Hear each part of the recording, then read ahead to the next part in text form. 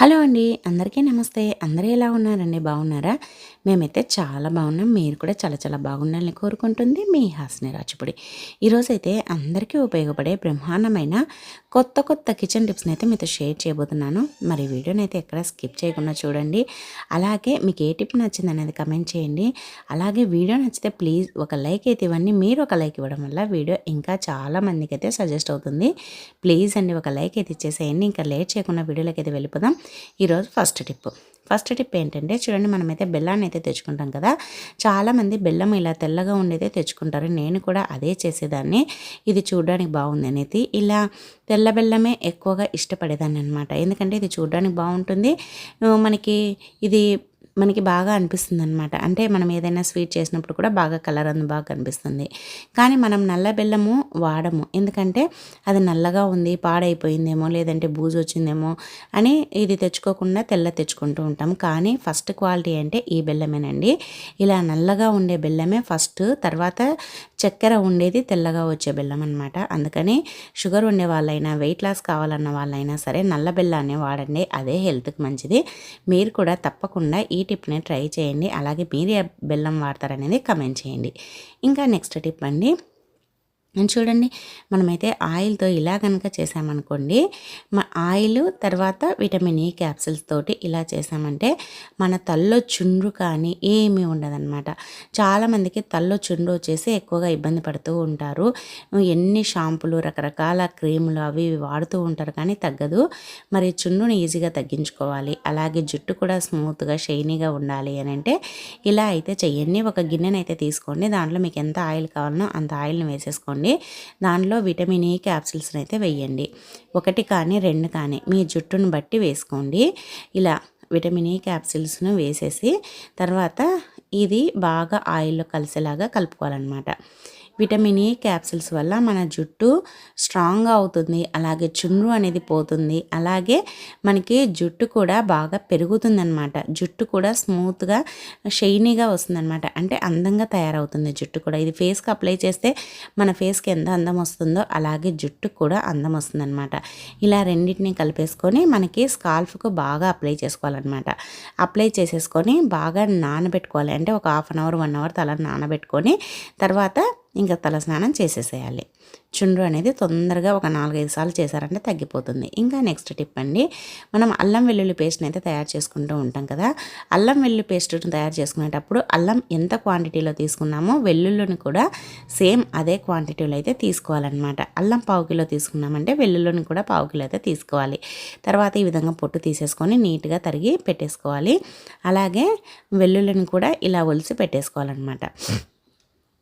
తర్వాత ఇప్పుడైతే దీన్ని మిక్సీకి అయితే వేసేసుకుందాము. ఇప్పుడు మిక్సీ జార్ తీసుకొని అల్లము వెల్లుల్లిని అయితే వేసేసుకోండి. ఇంకా అల్లం వెల్లుల్లి పేస్టు నెలలైనా పాడవకుండా ఫ్రెష్గా ఉండాలి. ఇప్పుడు తయారు చేసినప్పుడు ఎంత ఫ్రెష్గా ఉందో అంతే ఫ్రెష్గా ఉండాలి అని అంటే ఈ విధంగా ఉప్పునైతే వేసేసుకోండి, కల్లుపుని. తర్వాత పసుపును కూడా వేసుకోవాలన్నమాట. ఒక 1/2 టేబుల్ స్పూన్ దాకా పసుపు, అలాగే కొద్దిగా వంటలో వాడే ఆయిల్ని కూడా వేసుకోవాలి. వంటలో వాడే ఆయిల్, అల్లము, అలాగే వెల్లుల్లి, ఉప్పు, పసుపు వేసేసుకొని మెత్తగా మిక్సీ పట్టేసుకోండి. మిక్సీ పట్టేసేసుకొని ఒక డబ్బాలో కనుక పెట్టేసుకున్నాం అనుకోండి, ఇంకా మనకి నెల రోజులు ఉన్నా సరే ఇప్పుడు ఎంత ఫ్రెష్గా ఉందో అంతే ఫ్రెష్గా అయితే ఉంటుందన్నమాట. అసలు బ్యాడ్ స్మెల్ కానీ ఏం స్మెల్ రాదు, చాలా చాలా బాగుంటుంది. ఇలా అయితే చెయ్యండి. ఇలా చేసుకొని మనం ఇంకా డబ్బాలో స్టోర్ చేసుకొని ఫ్రిడ్జ్లో పెట్టేసామంటే నెల 2 నెలలైనా అలానే ఉంటుంది. బయట పెట్టేసామంటే 20 డేస్ వరకు కూడా ఫ్రెష్గా ఉంటుందన్నమాట. కానీ కొత్తిమీర వేయకుండా ఈ విధంగా అయితే మిక్సీ పట్టేసి ఎత్తి పెట్టేసుకోండి.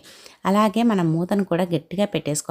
గట్టిగా పెట్టుకోవడం వల్ల ఫ్రిడ్జ్లో కూడా స్మెల్ రాకుండా ఉంటుంది, అలాగే ఫ్రిడ్జ్లో స్మెల్ కూడా దీనికి పట్టకుండా ఉంటుంది. ట్రై చేయండి. ఇంకా నెక్స్ట్ టిప్ అండి, మనమైతే సున్నంని అయితే తాంబూలంలో వేసుకోవడానికి వాడుతూ ఉంటాం కదా.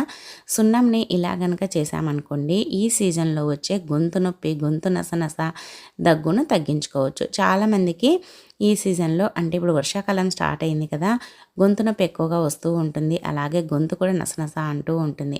మరి అలా గొంతు నొప్పి వచ్చినప్పుడు ఈ విధంగా సున్నంని కొద్దిగా గొంతుకి అప్లై చేయాలన్నమాట. నైట్ పడుకునేటప్పుడు అప్లై చేసేసి ఇంకా అలానే వదిలేసేయాలి. మార్నింగ్ అది ఎలాగో పోతుంది, అలాగే గొంతు నొప్పి కూడా తగ్గుతుంది. ఇలా ఒక 2-3 రోజులు చేయండి. ఎటువంటి ట్యాబ్లెట్లు వేసుకోకుండా గొంతు నొప్పి అయితే తగ్గిపోతుంది.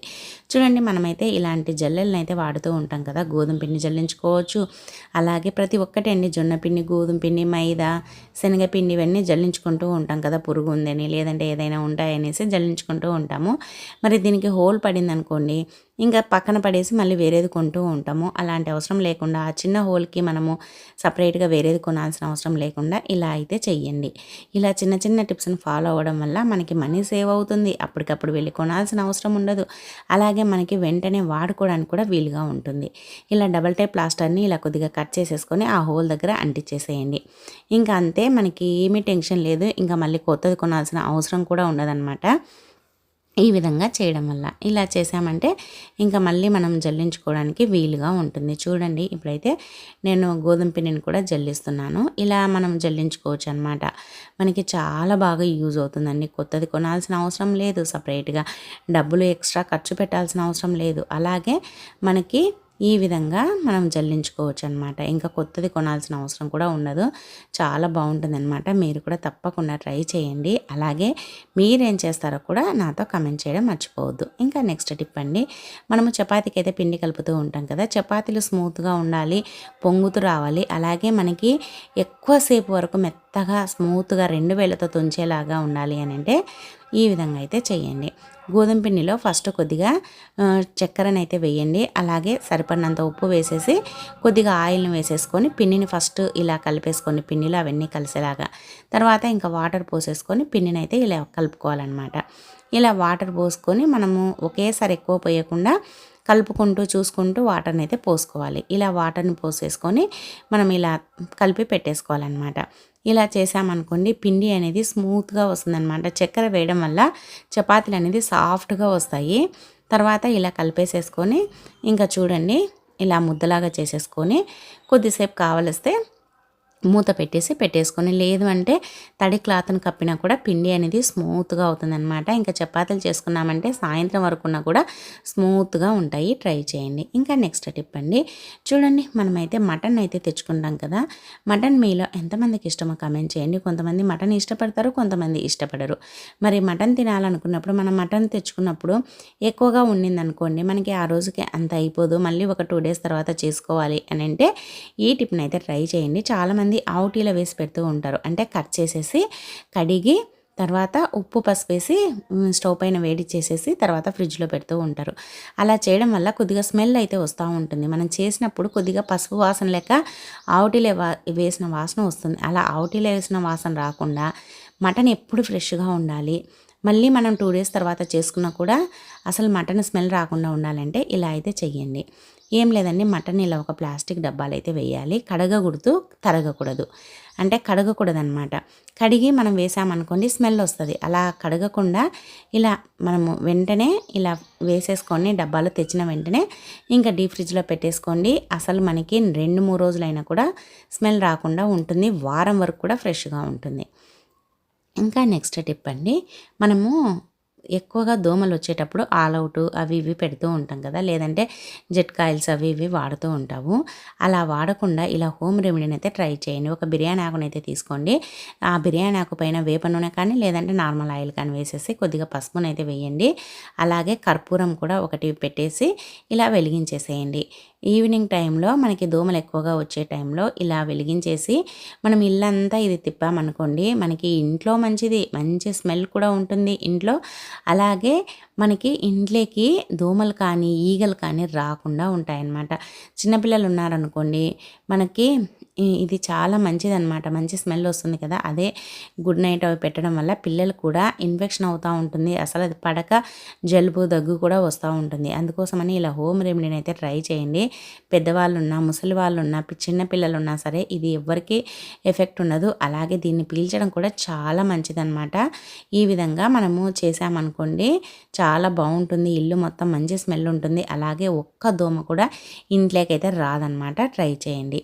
ఇంకా నెక్స్ట్ టిప్ అండి, మనమైతే రింగ్స్ని అయితే పెట్టుకుంటూ ఉంటాం కదా.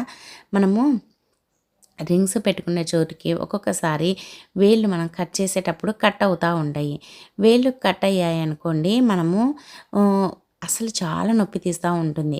అలాగే మనం ఏది పట్టుకున్నా లేదంటే రింగ్స్ పెట్టుకోవాలన్నా తీసుకోవాలన్నా కూడా నొప్పి పుడతా ఉంటుంది. అలాంటప్పుడు కట్ అయిన చోట వెంటనే ఈ విధంగా పసుపునైతే పెట్టేసేయండి. బ్లడ్ రావడం ఆగిపోతుంది, అలాగే నొప్పి తగ్గుతుంది, అలాగే మనకి ఇన్ఫెక్షన్ కూడా కాకుండా ఉంటుందన్నమాట. మనకి బ్లడ్ కూడా ఎక్కువగా వేస్ట్ అవ్వదు, అంటే కారిపోదన్నమాట. అందుకోసమని ఎప్పుడైనా సరే మనం ఏదైనా కట్ చేసేటప్పుడు చెయ్యి తెగిందంటే వెంటనే ఈ టిప్ని అయితే ట్రై చేయండి. చాలా అంటే చాలా బాగా యూజ్ అవుతుంది. ఇంకా నెక్స్ట్ టిప్ అండి, చూడండి, ఫస్ట్ అయితే ఒక మూతనైతే తీసుకోండి. తర్వాత దాంట్లో కొద్దిగా ఆయిల్ని, అంటే మనం తలకు వాడే ఆయిల్ ఉంటుంది కదా, ఆయిల్ని అయితే వేసుకోండి. అలాగే దాంట్లోనే కొద్దిగా హనీ కూడా వేసుకోండి. ఆయిల్ హనీ రెండింటిని బాగా కలపండి. రెండింటిని బాగా కలిపితే రెండు బాగా కలిసిపోతాయి అన్నమాట. ఇది మనకి ఎందుకు పనికొస్తుందంటే, చాలామందికి ఫేస్ పైన మంగు మచ్చలు ఉంటాయి. అలాగే మంగు మచ్చలు లేకపోయినా నల్లగా మచ్చలు ఏర్పడుతూ ఉంటాయి, పింపుల్స్వి. ఆ మచ్చలు పోవాలి, ఎటువంటి క్రీములు వాడకుండా, ఎటువంటి సైడ్ ఎఫెక్ట్స్ లేకుండా మచ్చల్ని తగ్గించుకోవాలి అని అంటే, ఇలా నేను వీడియోలో చూపించినట్లుగా మనకి ఏదైతే ఆయిల్ హనీ ఉందో ఆ రెండింటిని బాగా కలిపేసేసి ఇలా అప్లై చేయాలన్నమాట. ఇలా అప్లై చేయడం వల్ల ఇంకా అసలు మంగు మచ్చలు కానీ నల్ల మచ్చలు కానీ ఏవి ఉండవు. కానీ ఒక రోజు 2 రోజులు అప్లై చేసి పోలేదంటే అస్సలు పోవన్నమాట. ఖచ్చితంగా ఒక 20 డేస్ అయినా ఇలా రెగ్యులర్గా చేయండి, అసలు మీరే ఆశ్చర్యపోతారు. ఇంకా నెక్స్ట్ టిప్ అండి, మనమైతే పువ్వులను అయితే తెచ్చుకుంటాం కదా. గులాబీ పువ్వులు అంటే మీలో ఎంతమందికి ఇష్టమో కామెంట్ చేయండి. నాకైతే చాలా అంటే చాలా ఇష్టము.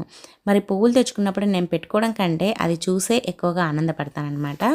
అందుకోసమని మనం పెట్టుకున్నాం అనుకోండి, ఉదయం నుంచి మధ్యాహ్నానికి అది వాడిపోతుంది. కానీ ఇలా మనం చేసామనుకోండి 1 వీక్ వరకు ఫ్రెష్గా ఉంటుంది. మనకి మనసు కూడా దాన్ని చూసినప్పుడు అంతా ప్రశాంతంగా అనిపిస్తుంది అనమాట. ఏం లేదండి, ఫస్ట్ అయితే ఒక గ్లాస్ని అయితే తీసుకోండి. గాజు గ్లాస్ని తీసుకొని దాంట్లో వాటర్ పోసేసి కొద్దిగా బేకింగ్ సోడా, కొద్దిగా సాల్ట్ను వేసేసి ఇంకా ఈ గులాబీ పువ్వును అందులో పెట్టేసేయండి.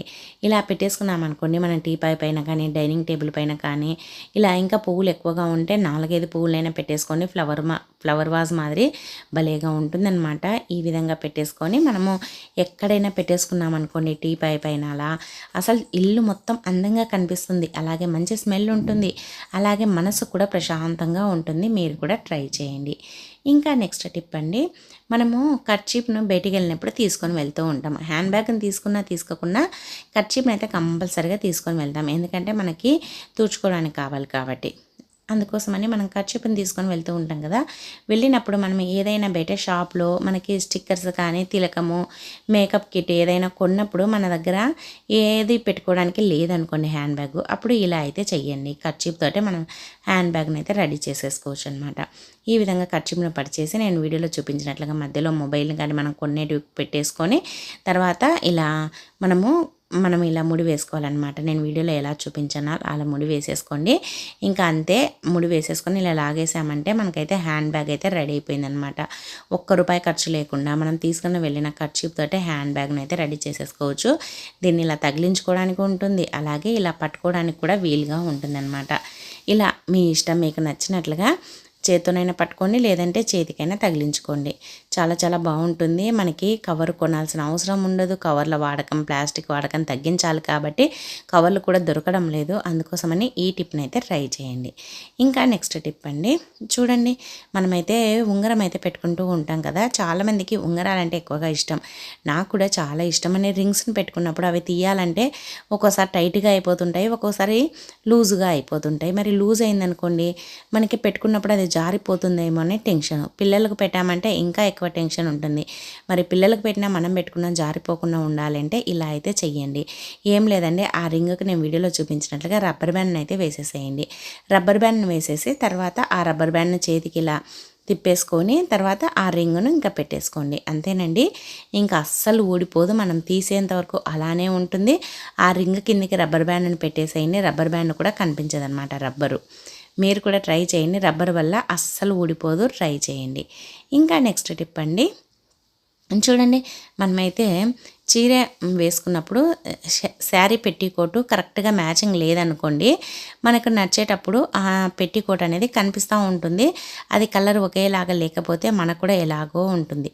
మరి మనకి ఆ పెట్టికోట్ కనిపించకుండా ఉండాలి, అలాగే మనం నచ్చేటప్పుడు కూడా పైనకి పోకుండా చీర ఉండాలి అని అంటే ఇలా అయితే చెయ్యండి. ఏం లేదండి, ఆ శారీ పెట్టికోట్నైతే పెట్టేసేయండి చీరలో.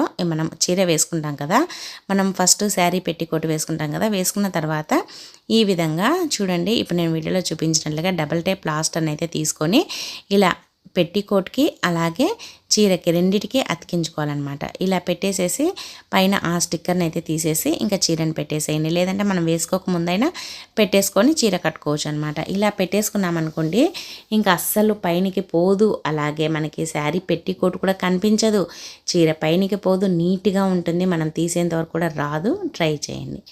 ఇంకా నెక్స్ట్ టిప్ అండి, చూడండి మనమైతే ఇలాంటి కొత్తవి ఏదైనా గిన్నెలు కొన్నప్పుడు స్టిక్కర్లు వస్తూ ఉంటాయి కదా, ఆ స్టిక్కర్లను రిమూవ్ చేయాలంటే ఒక్కసారి వాటర్ కింద కడిగామంటే ఇంకా అసలు ఆ స్టిక్కర్ అనేది రాదనమాట. అంటే రాదు అని అంటే నీట్గా రాదు, చిన్న చిన్నగా కట్ అయ్యి వస్తుందన్నమాట.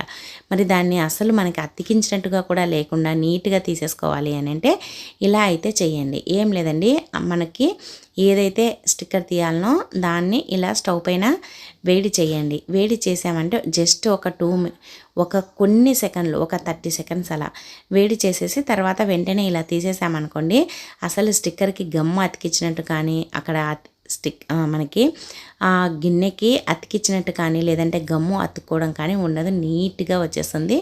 ట్రై చేయండి. ఇంకా నెక్స్ట్ టిప్ అండి, చూడండి మనమైతే సొంటిని వాడుతూ ఉంటాం కదా, సొంటినైనా సరే ఏదైనా సరే మనం ఏదైనా దంచుకోవాలి అన్నప్పుడు మనం రోట్లో దంచుతూ ఉంటాము. కానీ రోట్లో దంచడం వల్ల ఏమవుతుందంటే రోట్లో అన్నీ దంచుతూ ఉంటాం కాబట్టి మనం ఇది దంచిన స్మెల్, మిగతాది ఏదైనా దంచిన స్మెల్, ఇప్పుడు దంచిన స్మెల్ కూడా, ఇప్పుడు దంచిన దానికి కూడా ఆ స్మెల్ వస్తూ ఉంటుంది. మనకి అలా రాకుండా మనకి ఇదే స్మెల్ ఉండాలి, ఆ ఫ్లేవరే ఉండాలి. ఇలాచీ అయినా, అల్లమైనా, లేదంటే సొంటి అయినా ఈ విధంగా ఒక గ్లాస్లోకి వేసేసుకొని దంచుకోవాలన్నమాట. ఇలా దంచుకోవడం వల్ల మనకి స్మెల్ అనేది మారదు. రోట్లో అయిందనుకోండి, ముందర ఏదైనా మనం చట్నీ దంచామనుకోండి, చట్నీ స్మెల్లే వస్తూ ఉంటుంది ఈ సొంటి దంచినా కూడా. అందుకోసమని ఇలా మీకు ఏదైనా సరే స్పెషల్గా ఉండాలి, సొంటి కాపీ చేసుకోవాలనుకోండి, రోట్లో దంచకుండా ఈ విధంగా గ్లాస్లో దంచుకోండి. ఈ స్మెల్లే వస్తుంది, సొంటి స్మెల్లే, కానీ వేరే స్మెల్ అయితే ఉండదన్నమాట. ఈ టిప్ని అయితే ట్రై చేయండి. ఇలా ఇలాచీలనైనా ఏదైనా సరే, డ్రై ఫ్రూట్స్నైనా ఏదైనా దంచుకోవచ్చు అనమాట. చాలా బాగుంటుంది. ట్రై చేయండి. ఇంకా నెక్స్ట్ టిప్ అండి, చూడండి మనమైతే ఇలాంటివి చిన్న చిన్న సబ్బునైతే వాడుతూ ఉంటాం కదా, మనం ఎప్పుడైనా ఎక్కడైనా జర్నీలు చేసేటప్పుడు మనం ఎక్కడైనా స్టే అయినామనుకోండి, రూమ్స్లో ఇలాంటివి ఇస్తూ ఉంటారు కదా, మనం వీటిని ఎందుకు పనికిరావని పడేస్తూ ఉంటాము, కానీ వీటి వల్ల కూడా చాలా ఉపయోగము. ఇప్పుడు అలాగే ఇలాంటివి మనం బిర్యానీ ఆర్డర్ పెట్టినప్పుడు ఇలాంటి చిన్న చిన్న బాక్సులు, రైతా, అలాగే గోంగూర అలాంటివి వస్తూ ఉంటాయి కదా, అవి వేస్ట్గా పడేయకుండా ఈ విధంగా నేను వీడియోలో చూపించినట్లుగా సబ్బును తురిమి లేదంటే ఇలా కట్ చేసేసి ఈ డబ్బాల్లో అయితే పెట్టేసుకోండి. ఎందుకు ఆ డబ్బాలో పడుతుంది కదా సబ్బు, చిన్న చిన్నగా తుంచి వేసుకోవడం ఎందుకు, సబ్బును అలానే పెట్టేసుకోవచ్చు కదా అని డౌట్ వస్తుంది. అది కూడా మీకు క్లియర్ అవుతుంది ఈ టిప్ను చూసారంటే. చూడండి ఇలా మనము చిన్న చిన్నగా తురిమి కానీ లేదంటే కట్ చేసుకొని వేసుకొని డబ్బాలో పెట్టుకొని హ్యాండ్ బ్యాగ్లో పెట్టేసుకోండి. మీరు ఎక్కడైనా సరే మీరు ఆగినప్పుడు, జర్నీ చేసేటప్పుడు, లేదంటే ఎక్కడికైనా బయటికి వెళ్ళినప్పుడు, బయట తినాలన్నా, లేదంటే హ్యాండ్ వాష్ చేసుకోవాలన్నా, ఫేస్ వాష్ చేసుకోవాలన్నా సరే ఈ విధంగా కొద్దిగా సబ్బునైతే తీసుకొని ఇంకా ఇలా హ్యాండ్ వాష్ అయినా చేసుకోవచ్చు, ఫేస్ వాష్ అయినా చేసుకోవచ్చు. మనకి నీట్గా మనం కడుక్కోవచ్చు అనమాట. చాలామందికి వేరే వాళ్ళు వాడిన సోపులు వాడడం ఇష్టం ఉన్నది కదా, హోటల్స్ దగ్గర అందరూ అదే సోప్ తోటి కడుక్కుంటూ ఉంటారు కాబట్టి అలా వాడడం ఇష్టం లేని వాళ్ళు ఇలా మనం హ్యాండ్ బ్యాగ్లో పెట్టేసుకున్నాం అనుకోండి, నీట్గా ఉంటుంది. ఎప్పుడు కావాలంటే అప్పుడు తీసుకొని వాడుకోవచ్చు. మరి సబ్బే పెట్టుకోవచ్చు అనుకుంటారు కదా, సబ్బును పెట్టామంటే సబ్బు మొత్తం తడిచిపోతుంది, మళ్ళీ అది ఆరబెట్టాలి, అదొక పెద్ద పని. అలా కాకుండా ఇలా పొడిది పెట్టేసుకున్నాం అనుకోండి, మనకి ఎంత కావాలో అంత తీసుకొని వాడుకొని మళ్ళీ హ్యాండ్ బ్యాగ్లో పెట్టేసుకోవచ్చు. హ్యాండ్ బ్యాగ్లో ఇంకా కారడం లాంటిది కూడా ఉండదన్నమాట. చాలా బాగుంటుంది. సబ్బు తడిచిపోయిందంటే మళ్ళీ ఎండ పెట్టాలి కాబట్టి కాబట్టి అది ఒక పని కాబట్టి ఇలా అయితే చెయ్యండి.